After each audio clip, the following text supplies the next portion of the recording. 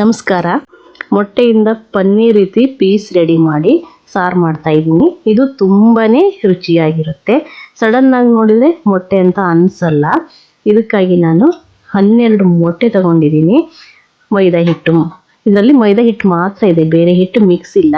ಹಾಗೇನೆ ರುಚಿಗೆ ತಕ್ಕಷ್ಟು ಉಪ್ಪು, ಕಾಳು ಮೆಣಸನ್ನ ಕುಟ್ಟಿ ಪೌಡ್ರ್ ಮಾಡಿ ಇಟ್ಕೊಂಡಿದ್ದೀನಿ. ಈಗ ಮೊಟ್ಟೆನ ನಾವು ಒಂದೊಂದಾಗಿ ಒಡೆದು ಹಾಕ್ಕೊಳ್ಳೋಣ. ಮೊದಲಿಗೆ ಚಿಕ್ಕ ಬೌಲಿಗೆ ಮೊಟ್ಟೆ ಒಡೆದು ನಂತರ ದೊಡ್ಡ ಬೌಲಿಗೆ ಹಾಕ್ಕೊಳ್ಳೋಣ. ಹೀಗೆ 10 ಮೊಟ್ಟೆನ ಒಡೆದು ಹಾಕ್ಕೊಳ್ಳಿ. ಈ ರೀತಿ ಮೊಟ್ಟೆ ಒಡೆದು ಹಾಕೋದ್ರಿಂದ ಮೊಟ್ಟೆ ಹಾಳಾಗಿದ್ರೆ ನಮಗೆ ಗೊತ್ತಾಗುತ್ತೆ. ಹಾಗೆ ಕೊನೆಯಲ್ಲಿ ಒಂದು 2 ಮೊಟ್ಟೆನ ಈ ಚಿಕ್ಕ ಬೌಲಲ್ಲೇ ಇಟ್ಕೊಳ್ಳಿ. ಇದಕ್ಕೆ 2 ಚಮಚ ಮೈದಾ ಹಾಕ್ಕೊಳ್ಳಿ. 6 ಮೊಟ್ಟೆಗೆ 1 ಚಮಚದಂತೆ 12 ಮೊಟ್ಟೆಗೆ 2 ಚಮಚ ಮೈದಾ ಹಾಕ್ಕೊಳ್ಳಿ. ಹಾಗೆಯೇ ರುಚಿಗೆ ತಕ್ಕಷ್ಟು ಉಪ್ಪು, ಒಂದು ಅರ್ಧ ಚಮಚ ಕಾಳು ಮೆಣಸು ಪೌಡ್ರು ಹಾಕ್ಕೊಳ್ಳೋಣ. ಹಾಕಿದ್ರೆ ಚೆನ್ನಾಗಿ ಮಿಕ್ಸ್ ಮಾಡ್ಕೋಬೇಕು. ನೀವು ಕಾಳು ಮೆಣಸು ಪೌಡ್ರ್ ಬದಲಾಗಿ ಖಾರದ ಪುಡಿ ಹಾಕ್ಕೋಬೋದು, ಇಲ್ಲ ಅಂದರೆ ಹಸಿಮೆಣಸನ್ನು ಹಾಕ್ಕೋಬೋದು. ಆದಷ್ಟು ಇದು ಗಂಟಿರಬಾರ್ದು, ಆ ರೀತಿ ಮಿಕ್ಸ್ ಮಾಡ್ಕೋಬೇಕು. ನೀವು ಕೈಯಿಂದ ಬೇಕಾದರೆ ಮಿಕ್ಸ್ ಮಾಡ್ಕೋಬೋದು, ಇಲ್ಲ ಅಂದರೆ ಚಮಚದಲ್ಲೂ ಮಿಕ್ಸ್ ಮಾಡ್ಕೋಬೋದು. ಇನ್ನು ಉಳಿದ ಮೊಟ್ಟೆಗಳಿಗೆ ನಾವು ಇದನ್ನ ಚೆನ್ನಾಗಿ ಮೈದಾ ಮತ್ತು ಮೊಟ್ಟೆ ಬೆರಿಬೇಕು, ಹೊಂದ್ಕೋಬೇಕು, ಆ ರೀತಿ ಮಿಕ್ಸ್ ಮಾಡ್ಕೊಳ್ಳೋಣ. ನೋಡಿ, ಈ ರೀತಿ ಆದರೆ ಸಾಕಾಗುತ್ತೆ. ಇದನ್ನು ಎತ್ತಿಟ್ಕೊಳ್ಳೋಣ. ಒಂದು ಪಾತ್ರೆ ತಗೊಳ್ಳಿ. ನೀವು ಮಾಮೂಲಿ ಮನೆಯಲ್ಲಿ ಯಾವ ಪಾತ್ರೆ ಯೂಸ್ ಮಾಡ್ತೀರೋ ಅದೇ ಥರದ ಪಾತ್ರೆ ತಗೊಳ್ಳಿ. ಈ ಥರ ಪೇಪರನ್ನು ನಾನು ಬಟರ್ ಪೇಪರನ್ನು ಪಾತ್ರೆ ಅಳತೆಯಲ್ಲಿ ಕಟ್ ಮಾಡಿ ಇಟ್ಕೊಂಡಿದ್ದೀನಿ. ಈಗ ಇದನ್ನು ಸೈಡಿಗೆ ಇಟ್ಕೊಳ್ಳೋಣ. ಸ್ವಲ್ಪ ಪಾತ್ರೆಗೆ ಎಣ್ಣೆ ಹಾಕ್ಕೊಳ್ಳೋಣ. ನೀವು ಮನೇಲಿ ಯಾವ ಎಣ್ಣೆ ಯೂಸ್ ಮಾಡ್ತೀರಾ ಅದೇ ಎಣ್ಣೆನೇ ಹಾಕ್ಕೊಳ್ಳಿ. ಸ್ವಲ್ಪ ಪಾತ್ರೆ ಸುತ್ತ ಇದನ್ನು ಸವರ್ಕೋಬೇಕು. ನೋಡಿ, ಈ ರೀತಿ ಸವರ್ಕೊಂಡ್ರೆ ಮೊಟ್ಟೆ ಹಾಕಿದಾಗ ಪಾತ್ರೆ ಇದು ಹಿಡಿಯೋದಿಲ್ಲ. ಈಗ ಬಟರ್ ಪೇಪರ್ ಇದು ಆಪ್ಷನಲ್ಲು, ಬೇಕಂತೇನಿಲ್ಲ. ಇದು ನಾನು ಪಾತ್ರೆ ತಳಭಾಗದಲ್ಲಿ ಹಾಕ್ಕೊಳ್ತಾ ಇದ್ದೀನಿ. ಮೊಟ್ಟೆ ಹಾಕಿದಾಗ ನಾವು ಬೆಂದ ನಂತರ ತೆಗೆಯೋದಕ್ಕೆ ಈಸಿ ಆಗುತ್ತೆ. ಹಾಗೆಯೇ ಮಿಕ್ಸ್ ಮಾಡಿದಂಥ ಮೊಟ್ಟೆನ ನಾವು ಪಾತ್ರೆಗೆ ಹಾಕ್ಕೊಳ್ಳೋಣ. ನಿಧಾನವಾಗಿ ಹಾಕ್ಕೋಬೇಕು.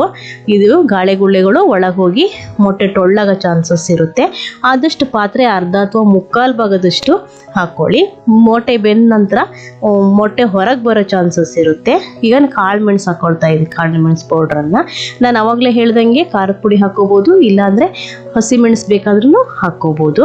ಈಗ ಇದನ್ನು ಮುಚ್ಚಿ ನಾವು ಬೇಯಿಸೋದಕ್ಕೆ ಇಡೋಣ. ನಾನು ಒಲೆಯಲ್ಲಿ ಓಪನ್ ಆಗಿ ಬೇಯಿಸೋದ್ರಿಂದ ಮೊದಲೇ ನೀರು ಕಾಯೋದಕ್ಕಿಟ್ಟೆ ದೊಡ್ಡ ಪಾತ್ರೆಯಲ್ಲಿ. ಈಗ ಈ ಥರ ರಿಂಗ್ ಸಾಮಾನ್ಯವಾಗಿ ಎಲ್ಲರ ಅಡುಗೆ ಮನೆಯಲ್ಲೂ ಇದ್ದೇ ಇರುತ್ತೆ. ಇದನ್ನ ಪಾತ್ರೆ ತಳಭಾಗದಲ್ಲಿ ಹಾಕ್ಕೊಳ್ಳೋಣ. ಈಗ ಮೊಟ್ಟೆ ಹಾಕಿದ್ವಲ್ಲ ಪಾತ್ರೆ, ಆ ಪಾತ್ರೆನ ಈ ರಿಂಗಿನ ಮೇಲ್ಭಾಗದಲ್ಲಿ ಇಟ್ಕೊಳ್ಳೋಣ. ಇಟ್ಟಿದ್ದನ್ನು ಮುಚ್ಚಿ ಒಂದು 20 ನಿಮಿಷ ಇದನ್ನು ಬೇಯಿಸ್ಕೊಳ್ಳೋಣ. ಅಷ್ಟರಲ್ಲಿ ನಾವು ಮಸಾಲೆಗೆ ರೆಡಿ ಮಾಡ್ಕೊಳ್ಳೋಣ. ಶುಂಠಿ ಬೆಳ್ಳುಳ್ಳಿ ಪೇಸ್ಟ್ಗೆ ನಾನು 2 ಹಸಿಮೆಣಸು, 1 ಗೆಡ್ಡೆ ಬೆಳ್ಳುಳ್ಳಿ, ಹಾಗೆ ಒಂದು ಅರ್ಧ ಇಂಚು ಶುಂಠಿ ತೊಗೊಂಡಿದ್ದೀನಿ. ಸ್ವಲ್ಪ ಕೊತ್ತಂಬರಿ ಸೊಪ್ಪು, ಅಂದರೆ ಒಂದು ಹಿಡಿಯಷ್ಟು ಕೊತ್ತಂಬರಿ ಸೊಪ್ಪು ತೊಗೊಂಡಿದ್ದೀನಿ. ಇದನ್ನೆಲ್ಲ ನಾವು ಮಿಕ್ಸಿ ಜಾರಿಗೆ ಹಾಕಿ ಸ್ವಲ್ಪ ನೀರು ಸೇರಿಸಿ ನುಣ್ಣಗೆ ಪೇಸ್ಟ್ ಮಾಡ್ಕೋಬೇಕು. ಇಷ್ಟಾದರೆ ಸಾಕಾಗುತ್ತೆ ಪೇಸ್ಟು. ಇದನ್ನ ಎತ್ತಿಡೋಣ. ಮಸಾಲೆಗೆ ನಾನು 15 ಬ್ಯಾಡಗಿ ಮೆಣಸು ತೊಗೊಂಡು, ನೀವು ಖಾರಕ್ಕೆ ಜಾಸ್ತಿ ತೊಗೋಬೋದು. ಹಾಗೆಯೇ ಒಂದು ಮೀಡಿಯಮ್ ಸೈಜು ಅರ್ಧ ಕಡಿ ಕಾಯಿ ತೊಗೊಂಡಿದ್ದೀನಿ. 1-2 ಚಿಟಿಕೆ ಮೆಂತೆ, 1 ಚಕ್ಕೆ ಪೀಸು, 1.5 ಚಮಚ ಕೊತ್ತಂಬರಿ ಕಾಳು, ಒಂದು ಅರ್ಧ ಲಿಂಬೆಹಣ್ಣಿನ ಗಾತ್ರದಷ್ಟು ಹುಣಸೆ ಹಣ್ಣು, 1/4 ಟೀ ಸ್ಪೂನಷ್ಟು ಜೀರಿಗೆ, ಹಾಗೆಯೇ 1/4 ಟೀ ಸ್ಪೂನಷ್ಟು ಕಾಳು ಮೆಣಸು, ಅರ್ಧ ಟೀ ಸ್ಪೂನಷ್ಟು ಅರಿಶಿನ ತೊಗೊಂಡಿದ್ದೀನಿ. ಇದನ್ನು ನಾವು ಮಿಕ್ಸಿ ಜಾರಿ ಹಾಕಿ ಸ್ವಲ್ಪ ನೀರನ್ನು ಮಿಕ್ಸ್ ಮಾಡಿ ನುಣ್ಣಗೆ ರುಬ್ಕೋಬೇಕು. ನೀವು ಮಾಮೂಲಿ ಮೊಟ್ಟೆ ಮಸಾಲೆ ಏನು ಮನೇಲಿ ಮಾಡ್ಕೊಳ್ತೀರಲ್ಲ ಅದನ್ನೇ ಮಾಡ್ಕೊಳ್ಳಿ. ನೋಡಿ, ಈಗ ಇಷ್ಟಾಗಿದೆ. ಇಷ್ಟಾದರೆ ಸಾಕಾಗುತ್ತೆ ನುಣ್ಣಗೆ. ಈಗ ಮೊಟ್ಟೆ ಬೆಂದಿದೆ ಅಂತ ನೋಡ್ಕೊಬರೋಣ. ಮೊಟ್ಟೆ ಬೆಂದಿದೆ ಅಂತ ನೋಡೋಕ್ಕೆ ಈ ಥರ 1 ಚಮಚ ಮೊಟ್ಟೆಗೆ ಚುಚ್ಚಿದಾಗ ಅದು ಚಮಚಕ್ಕೆ ಅಂಟ್ಕೊಳ್ಳಲ್ಲ. ಈಗ ಆಲ್ರೆಡಿ ಮೊಟ್ಟೆ ಬೆಂದಾಗಿದೆ. ಇದನ್ನು ನಾವು ಪಾತ್ರೆಯಿಂದ ಕೆಳಗಡೆ ಇಳಿಸ್ಕೊಳ್ಳೋಣ ನಿಧಾನವಾಗಿ. ನಂತರ ಇದು ತಣ್ಣಗಾದ್ಮೇಲೆ ಪಾತ್ರೆಯಿಂದ ತೆಗಿಬೇಕು. ನೋಡಿ, ಕುಕ್ಕರ್ ಒಳಗಡೆ ಸಹಿತ ಈ ರೀತಿ ಮಾಡ್ಕೋಬಹುದು. 2 ವಿಷಲ್ ಮಾಡ್ಕೊಂಡ್ರೆ ಸಾಕಾದ್ರೆ ಕುಕ್ಕರ್ ಒಳಗಡೆ ಪಾತ್ರೆ ಈ ಥರದ ಪಾತ್ರೆ ಹೋಗುವ ಆಗಿರ್ಬೇಕು. ಆ ಥರದೊಂದು ಪಾತ್ರೆ ತಗೊಳ್ಳಿ. ಈಗ ಇದನ್ನ ತಣ್ಣಗೆ ಮಾಡೋದಕ್ಕೆ ಇಡೋಣ.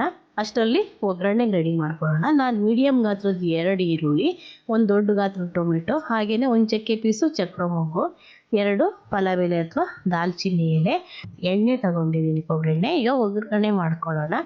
ಬಾಣಲಿ ಬಿಸಿ ಆಗಲಿ. ಸ್ವಲ್ಪ ಮಣ್ಣಿನ ಬಾಣಲಿ ಕಾಯೋದು ಲೇಟ್ ಆಗುತ್ತೆ. ಈಗ ಬಾಣಲಿ ಕಾದಿದೆ. 1-2 ಚಮಚ ಎಣ್ಣೆ ಹಾಕ್ಕೊಳ್ತಾ ಇದ್ದೀನಿ. ಹಾಗೆಯೇ ಎಣ್ಣೆ ಬಿಸಿ ಆಗಿದೆ. ಪಲಾವ್ ಎಲೆ ಅಥವಾ ದಾಲ್ಚಿನ್ನಿ ಎಲೆ ಹಾಕ್ಕೊಳ್ಳೋಣ. ಹಾಗೆಯೇ ಚಕ್ಕೆ ಮತ್ತು ಚಕ್ರ ಮೊಗ್ಗು ಹಾಕ್ಕೊಳ್ಳಿ.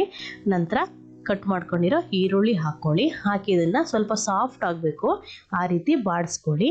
ನಂತರ ಕಟ್ ಮಾಡ್ಕೊಂಡಿದ್ವಲ್ಲ ಟೊಮೊಟೊ ಅದನ್ನು ಹಾಕಿ ಇದನ್ನು ಕರಗಬೇಕು ಆ ರೀತಿ ಬಾಡಿಸ್ಕೊಳ್ಳಿ. ರುಬ್ಕೊಂಡಿರುವಂಥ ಶುಂಠಿ ಬೆಳ್ಳುಳ್ಳಿ ಕೊತ್ತಂಬರಿ ಸೊಪ್ಪಿನ ಪೇಸ್ಟನ್ನು ನಾವು ಹಾಕ್ಕೊಳ್ಳೋಣ. ಹಾಕಿ ಇದು ಹಸಿ ವಾಸನೆ ಹೋಗೋವರೆಗೂ ಬಾಡಿಸ್ಕೋಬೇಕು. ನಂತರ ನಾವು ರುಬ್ಕೊಂಡಿದ್ವಲ್ಲ ಮಸಾಲೆ ಅದನ್ನು ಹಾಕ್ಕೊಳ್ಳೋಣ. ಹಾಕಿ ಸ್ವಲ್ಪ ಬಾಡಿಸ್ಕೊಂಡು ನಿಮಗೆ ಗ್ರೇವಿ ದಪ್ಪ ಬೇಕಾದರೆ ಸ್ವಲ್ಪ ನೀರು ಕಡಿಮೆ ಹಾಕ್ಕೊಳ್ಳಿ. ಸಾರು ಬೇಕಾದರೆ ನಿಮಗೆ ನೀರು ಎಷ್ಟು ದಪ್ಪ ಬೇಕು ಅಷ್ಟು ನೀರು ಹಾಕ್ಕೊಂಡು ಮಿಕ್ಸ್ ಮಾಡ್ಕೊಳ್ಳಿ. ನೋಡಿ ನಾನು ಮಣ್ಣಿನ ಪಾತ್ರೆಯಲ್ಲಿ ಮಾಡಿದ್ರೆ ಸ್ವಲ್ಪ ನೀರು ಜಾಸ್ತಿ ಹಾಕ್ಕೊಳ್ತಾ ಇದ್ದೀನಿ. ಇದಕ್ಕೆ ರುಚಿ ನೋಡ್ಕೊಂಡು ಉಪ್ಪು ಹಾಕ್ಕೊಳ್ಳಿ. ಯಾಕಂದರೆ ನಾವು ಆಲ್ರೆಡಿ ಮೊಟ್ಟೆ ಬೇಯಿಸೋದಕ್ಕೆ ಉಪ್ಪು ಹಾಕಿದ್ವಿ, ಅದಕ್ಕೋಸ್ಕರ. ಈಗ ಇದನ್ನು ಮುಚ್ಚಿ ಚೆನ್ನಾಗಿ ಕುದಿ ಬರಬೇಕು ಆ ರೀತಿ ಮುಚ್ಚಿ ಬೇಯಿಸೋಣ.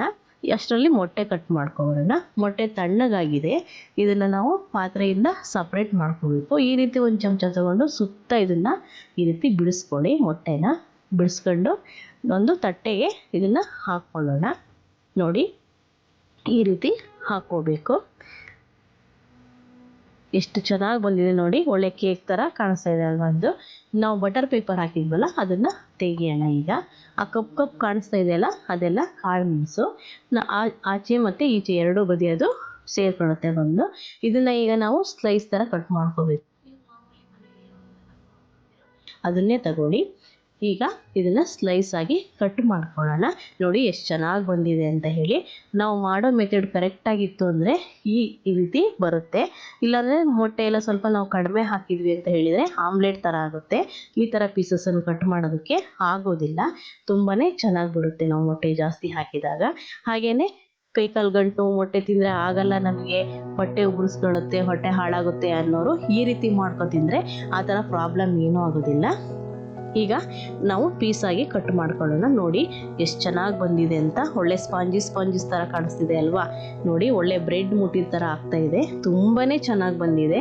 ನೀವು ಸಂಡೇ ಸ್ಪೆಷಲ್ಲಾಗಿ ಹಾಗೆಯೇ ಮನೆಗೆ ಯಾರಾದರೂ ಗೆಸ್ಟ್ ಬಂದಾಗ ಮನೇಲಿ ಮೊಟ್ಟೆ ಇದ್ದರೆ ಈ ರೀತಿ ಒಂದು ಅಡುಗೆನ ಮಾಡಿ ಸರ್ಪ್ರೈಸ್ ಆಗಿ ಕೊಡ್ಬೋದು. ತುಂಬಾ ಚೆನ್ನಾಗಿರುತ್ತೆ. ಈ ರೀತಿ ಬೇಯಿಸ್ಕೊಂಡು ತಿಂದರೂ ಏನು ವಾಸನೆ ಅಡ್ವಾಸನೆ ಬರಲ್ಲ. ಈಗ ನಾವು ಚಿಕ್ಕದಾಗಿ ಪೀಸ್ ಮಾಡ್ಕೊಳ್ಳೋಣ. ನಾನು ಪನ್ನೀರ್ ಶೇಪ್ ಥರ ಪೀಸ್ ಮಾಡ್ಕೊಳ್ತಾ ಇದ್ದೀನಿ. ಆದಷ್ಟು ಚಿಕ್ಕ ಪೀಸನ್ನೇ ಮಾಡ್ಕೊಳ್ಳಿ. ಸಾರಲ್ಲಿ ಹಾಕಿದಾಗ ಇದು ದಪ್ಪ ಆಗುತ್ತೆ.